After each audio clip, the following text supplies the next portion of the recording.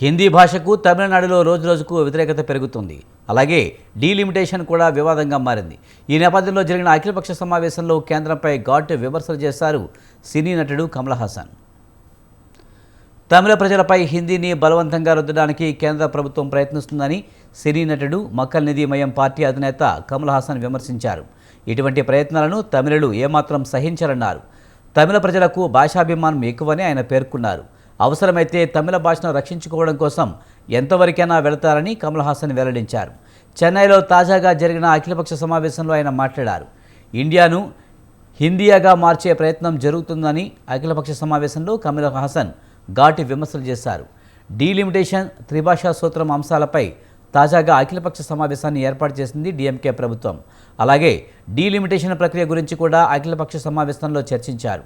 70లో అప్పటి ఇందిరాగాంధీ ప్రభుత్వం ఇచ్చిన పిలుపు మేరకు కుటుంబ నియంత్రణను తమిళనాడు 100% పాటించిందన్నారు. ఫలితంగా జనాభా పెరుగుదలను నియంత్రించగలిగామన్నారు. సమావేశంలో మాట్లాడిన వక్తలు ఈ అఖిలపక్ష సమావేశానికి తమిళనాడులోని వివిధ రాజకీయ పార్టీల ప్రతినిధులు హాజరయ్యారు. ఈ సమావేశంలో ఆమోదించిన తీర్మానాన్ని కేంద్ర ప్రభుత్వానికి పంపారు.